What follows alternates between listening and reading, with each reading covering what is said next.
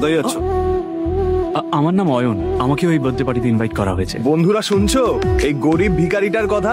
ও বলছে ওকে নাকি ভট্টাচার্য বাবুর জন্মদিনের পার্টিতে ইনভাইট করা হয়েছে।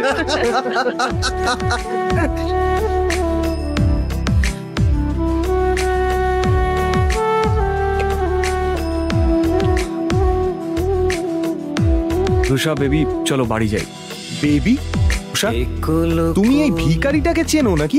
কই না তো। Who the hell are you? এটা শুনি অয়ন অবাক হয়ে যায়। এর আগেও রুষা অনেকবার অয়নকে অপমান করেছে। রুষা, চলো এবার বাড়ি যাই। এই ভিখারি, বেরো এখান থেকে। সিকিউরিটি, একে ঘাড় ধাক্কা দিয়ে বের করে দাও। ঠিক সেই সময়ই বার্থডে বয় ভট্টাচার্য সেখানে হাজির হয়, আর তার নজর গিয়ে পড়ে অয়নের উপর। অয়ন তার জন্মদিনে এসেছে এটা দেখে সে অবাক হয়ে যায়। অয়ন রয় চৌধুরী স্যার, আপনি আমার পার্টিতে এসেছেন? আমার তো বিশ্বাসই হচ্ছে না। আপনি আমার পার্টিতে এসেছেন, আমি তো ধন্য হয়ে গেলাম sir. Please please please please please আসুন স্যার, প্লিজ আসুন। এই দৃশ্যটা দেখা মাত্রই রুষা আর বাকি সবার মাথা খারাপ হয়ে যায়, কিন্তু অয়ন কোনো কথা না বাড়িয়ে ওখান থেকে চুপচাপ বেরিয়ে যায়। বাইরে গিয়ে সে রুষার জন্য অপেক্ষা করতে থাকে। পার্টি শেষ হওয়ার পরে রুষা যখন বেরোয় সে পুরো মাতাল।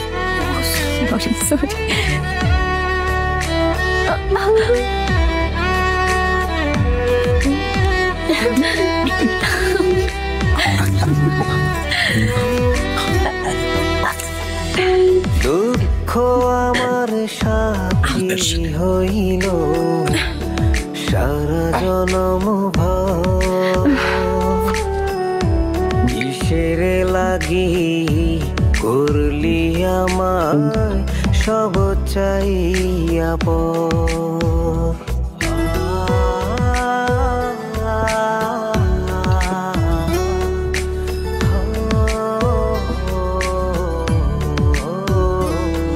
তাকে নিয়ে অয়ন কোনো মতে নিজের শ্বশুর বাড়ি পৌঁছায়।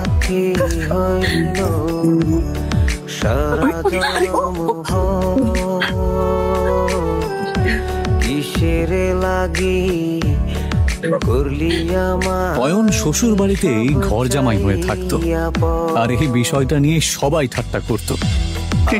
কতকাল থাকবি আমারে সারি, তোরে সারা ভাল লাগে না। বাড়িতে ঢোকার সময় রুষার কাজিন সূর্যর সাথে দেখা হয়। এভাবে বেঁচে থাকতে লজ্জা হয় না? অয়নকে চুপ থাকতে দেখে রুষার কাজিন সিস্টার সায়নী বলে ওঠে, সূর্য বাদ দে এর কথা। জানি না রুষা কি দেখেছে যার জন্য একে এখনো বাড়ি থেকে ঘাট ধাক্কা দিয়ে বের করে দেয়নি।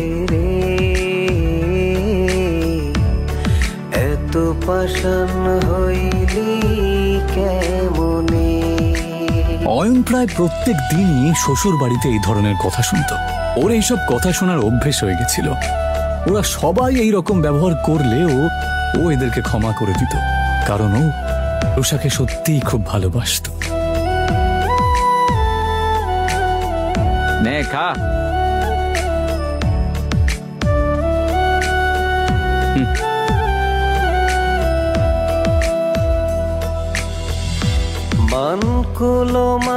ভিখারি কুত্তা কোথাকার।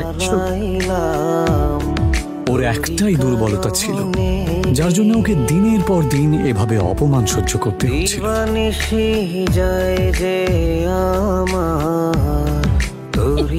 আমাকে নিয়ে যত ঠাট্টা করার করে নাও, যেদিন তোমরা আমার সত্যিটা জানতে পারবে সেদিন তোমাদের মাথা খারাপ হয়ে যাবে।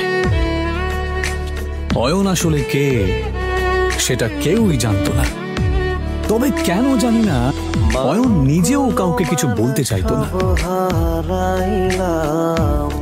তোরি কারণে দিবানিশি যায় যে আমার তোরি শরণে, ওকে শুধুমাত্র শ্বশুর বাড়ির লোকেরাই নয়, এমনকি শাশুড়িও পর্যন্ত অপমান করত। উনি রুষা আর অয়নের ডিভোর্সও করিয়ে দিতে চেয়েছিলেন। ভাল লাগে